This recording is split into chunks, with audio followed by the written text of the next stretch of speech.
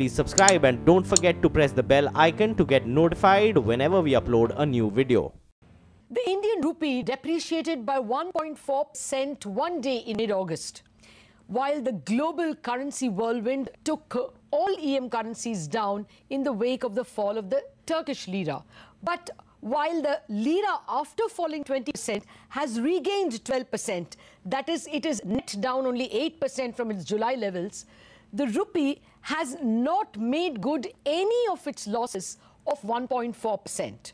Clearly, the rupee fell for reasons other than just the global turmoil. It fell because the trade deficit has climbed from an average FY18 monthly trade deficit of $13 billion to $18 billion in July.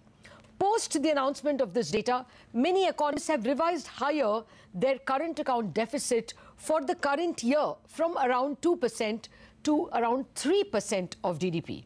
Let's first hear out former Governor Reddy on what he has made of this 3% current account deficit.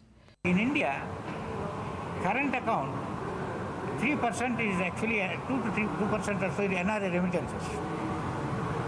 NRA. So in a way it's like a gift. They are sending us gift, irrespective of the exchange rate. So the current, if you adjust the current account deficit for the gift, then that shows the strength of the economy. So current account deficit plus what we received as a gift, the real current account deficit is just not 3, it's 5, if you take into account. So in that sense, we should be more worried about the current account deficit, unless you are able to say it's temporary. The limited point, let me go back, the current account deficit for the last 2 years, there was a positive shock element, because the oil prices were very low. When the oil prices are very low, it is a favorable impact. So that was not the normal. So now that the positive shock is being removed, coming back to normal. If the normal is 3, then definitely, so the signals are require very careful attention to this. Okay, that's as mildly as a former governor can put it. Doesn't want to scare the audience, but says that if under normal oil prices our current account deficit is likely to touch 3%, it merits very close attention. So what should the government do? What should the RBI do about these trends in trade deficit? I have with me 3 excellent and renowned economists. Ashima Goyal, member of the Prime Minister's Economic Advisory Council, Sajid Chinoy, Chief Economist at JP Morgan, and Sonal Verma, Chief Economist at Nomura. Ladies and gentlemen, thank you very much for joining us. Well, first up, Sonal, Dr. Reddy says 3% is big. And I remember in the past that the Reserve Bank has this kind of line in the sand that above 2.5% current account deficit, it starts worrying. Would you say it looks like a done deal, left unattended? We are going to have a 3% current account deficit this year? Lata, yeah, I mean, it does look like this year we'll end up with between 2.5% to 3% of GDP. There have been few studies, including by staff at the Reserve Bank, on what the sustainable level of current account is given a certain growth level. And those numbers on sustainable current account deficit have been around, the estimates have been around 2.5% of GDP. I think the big change this year clearly is the global funding environment.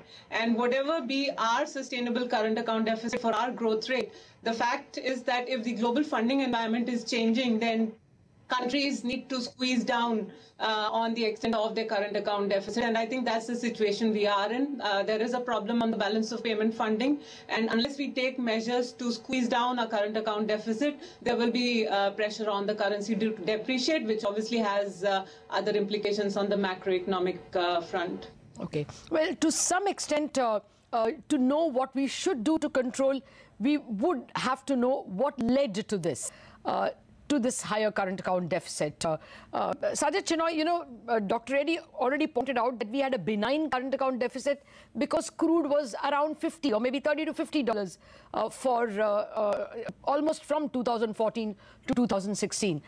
Clearly, crude is one big reason. But what would you say are the well springs of this jump in trade deficit and hence in current account? Now, that's important to understand that the current account problem is not one of last month or last quarter. We've been saying this for a while, and Dr. Reddy alluded to this. To understand what the underlying current account is you've got to strip away oil and gold. And if you do that, what you find is a very worrying trend, that the current account surplus that India runs, ex oil and gold, has actually deteriorated by almost 3% of GDP over the last 3 years. So there's been a secular deterioration in these external imbalances. Those were masked by very low oil prices. So the minute oil prices jump back to any degree of normalcy, you're seeing the headline number jump up.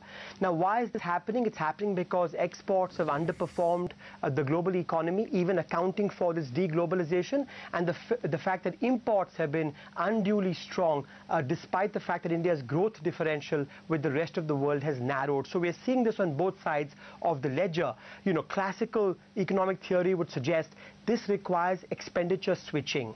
We need to have a real depreciation of the currency to boost export competitiveness, to make imports more expensive and therefore boost import competing sectors. And what we found is in empirical work recently that the elasticity of exports to the exchange rate is much higher than previously presumed. So 2 points I'll make. One is this underlying worsening of the current account has been a work in progress for the last 4 years. It's not a 2-month phenomenon. And secondly, India will require some degree of expenditure switching, which is some real depreciation of the currency to compress these imbalances. And I think currently the policies that the central bank and government is following is actually a very sound one to get a gradual calibrated depreciation of India's exchange rate. So very quickly, what you're saying is that yes, there has been a reduction or a deterioration of our export performance, but you're also saying that there has been a currency overvaluation. Is the REER overvaluation of the currency a big problem, Sajid?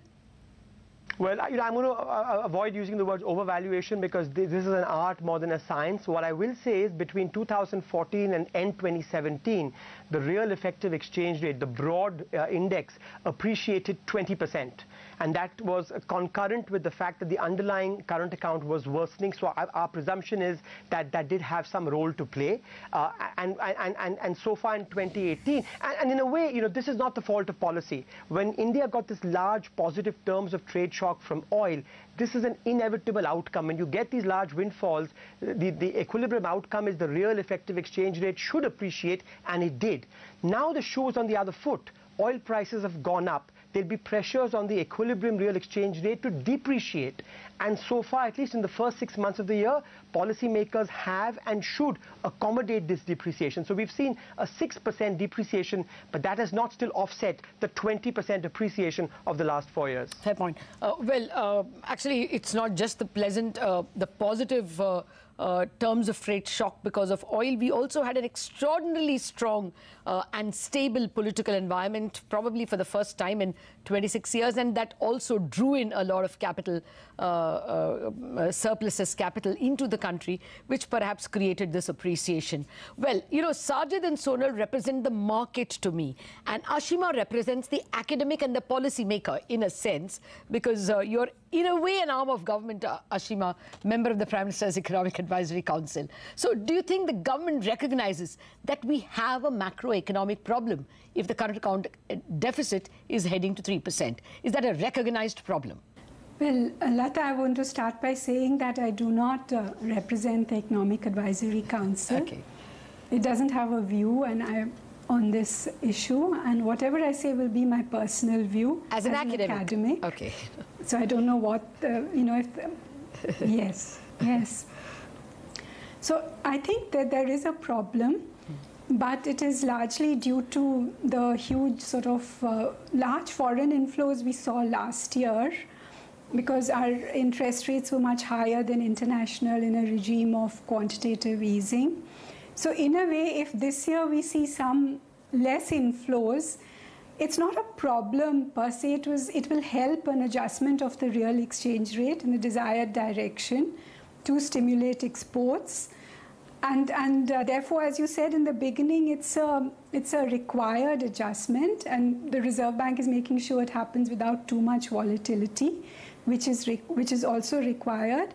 But apart from what Sonal and Sajid say, I would like to point out that there are other factors affecting exports. The real exchange rate is not the only one. And last year we had the GST, which particularly hit small firms. The last 2 months we are seeing some turnaround in this, in export growth, which will help improve the current account deficit. Some real depreciation will also help those exports that compete on very thin margins. And at the same time, some supply side improvements will also help. So therefore, other kinds of adjustments are also taking place. It's dangerous to talk only about a real depreciation because we are largely dependent on, a huge amount of imported intermediates, especially oil. So that can itself be inflationary and raise costs. And I had done some work where because of, you can't just follow purchasing power parity, which says the rupee should depreciate to compensate for inflation differentials. You also have productivity changes, a rise in wage rates, etc. So looking at all this, I think that 20% depreciation we don't need to make up. Already 6%, and we are at a level at which export rate growth was very healthy in 2011. The current real exchange rate after this correction. So if the rupee stays in a band of say 69 to 71, that's all right to balance between the interests of exporters and importers, to reduce inflationary pressures, to moderate our oil import bill. Well, fair enough. I take your point. I don't think even Sajid intended to say that it was only the rupee appreciation or its overvaluation, if you please, for want of a better word, that created this problem. It is one of the reasons, perhaps, why the trade deficit is where it is and the current account looms as a problem. We have to take a break, but all of you have already pointed out some suggestions in terms of how we have to overcome this current account deficit issue. Suggestions to how we control the current account deficit in a minute after this break.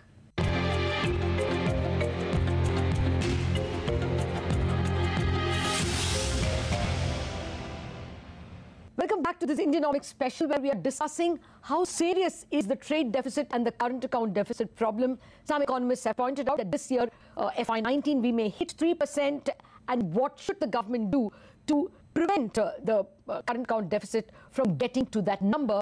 Before the break, we discussed that it is a problem. That's what we established. If the current account deficit were to reach that number, so how do we curb it? How do we control it? Well, let me start once again by playing out a bite of former RBI Governor Reddy on the importance of the external sector. For India, the biggest problem that we faced for the longest time in the history of India is external sector. From 1957 till 2002, we had external sector problems. For the last 15 years, we are not too much worried about the external sector. So it's not price stability in some senses, because the politician knows that we lose election if the price is too high. But who is taking care of external sector balance? So attention to external sector balance is important for India. That's one lesson of history. The broader argument is that when we had a policy committee, there were a set of people, maybe Dr. Reddy was in that camp, saying that, inflation control is important, but it is not the central role of the Reserve Bank. It is overall financial stability, and precisely because of this, there is no constituency for external sector balance, and that has to be the baby of the Reserve Bank. By concentrating too much on inflation control and raising rates, as some of our economists said, our interest rate was so attractive that it brought in more currency, and probably that was the reason why the currency became strong. We need to balance between inflation control and between capital account or the external sector balance. That seems to be the message, and it's a very important message I want to keep on the table while I ask for suggestions. Well, there are basically 2 or 3 kinds of suggestions. The Reserve Bank can depreciate, it can raise interest rates, it can have an NRI bond like it did in 2013. The government can do things like perhaps raise import duties on a whole host of goods, especially consumer durables, which have shot up actually. The last consumer electronics number came in at $5 billion for the month of July alone. Okay, so all those are on the table. Let me start with you, Sajid. What do you think should be the mix of measures? Should it already be rate hikes to ensure that the economy doesn't grow too fast and ask for too much imports? Just 10 seconds. I just want to completely agree with Ashima. I wasn't suggesting at all that the exchange rate was the only driver. It was one of the drivers. And I wasn't suggesting that the entire 20% appreciation needs to be undone, because there are clearly productivity growth differentials and you can sustain a higher exchange rate. I think to your point, I think we just need to go back to orthodoxy. I think any kind of ad hoc measure like an NRI bond in this global environment will just be seen as panic. We should not panic at all in India. Our macro fundamentals are very sound. Inflation is half the level it was in 2013. India's reserves are 1.5 times what they were in 2013. And even though the current account is widening to 3%, it's nowhere near the 5% it was. So by all measures, if we compare ourselves to other emerging market current account deficit countries, we're much better, and investors will make that differentiation. What should we do? Two things. I think a calibrated, gradual, non-disruptive depreciation is what the doctor calls for, which will help these external imbalances. I urge you not to focus too much on the dollar-rupee rate making new highs. That's inevitable. What matters is the trade-weighted rate. You look at the last 3 months, the trade-weighted nominal rate with our trading partner has been absolutely flat.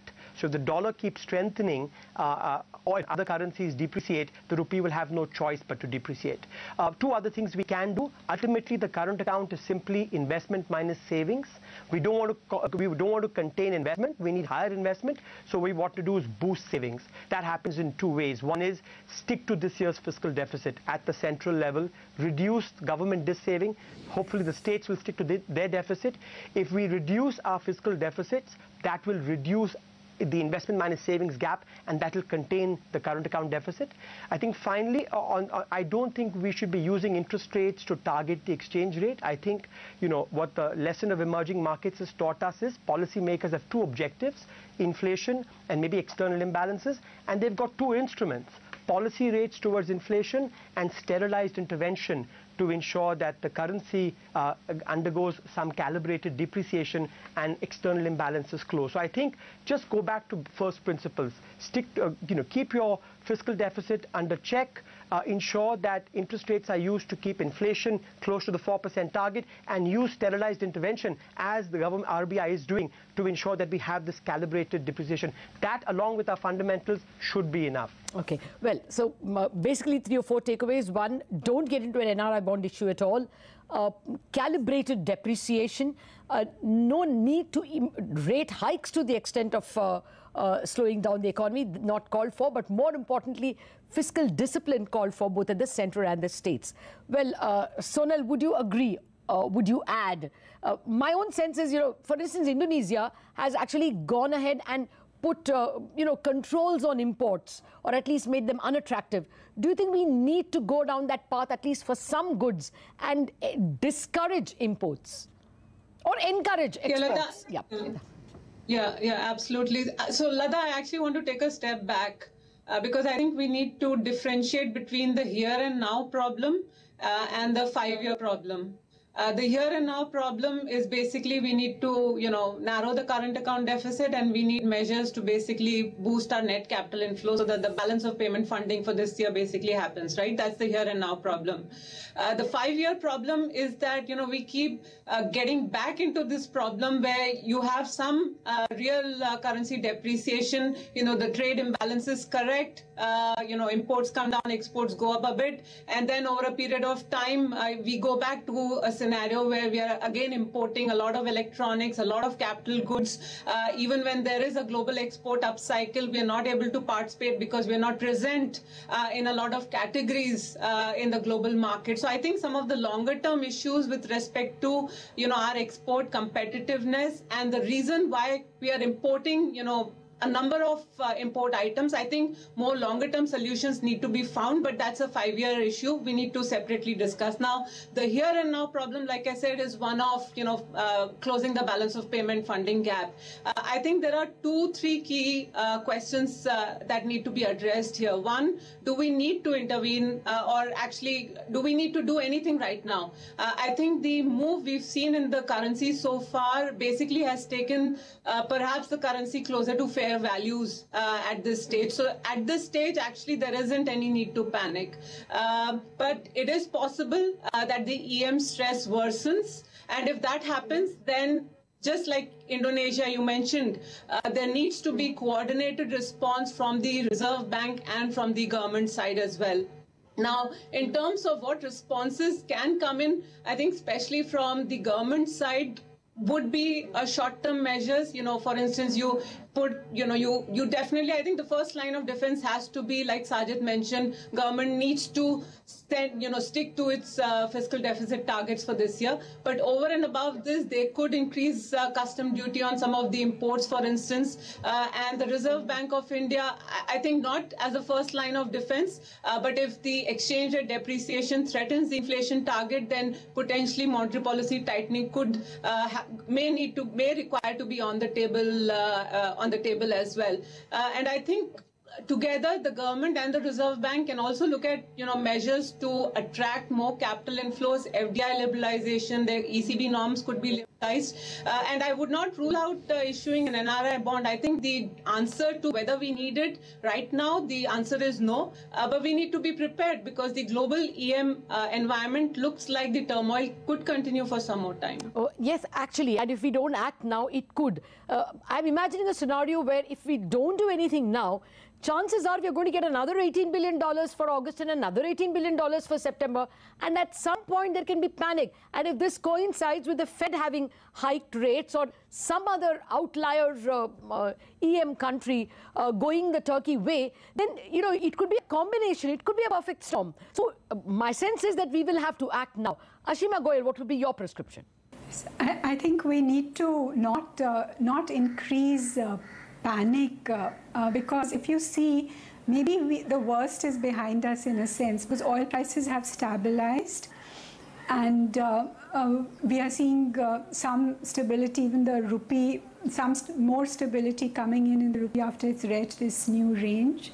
So, and I disagree with Sonal that funding is a major problem because if we had too much of inflows last year and that created over appreciation, maybe slightly less inflows this year will help the rupee find a fair value, and therefore, and if you see in the past crises in 2008 and 2011 and 2013, the maximum amount of reserves that were used was something like 14 billion.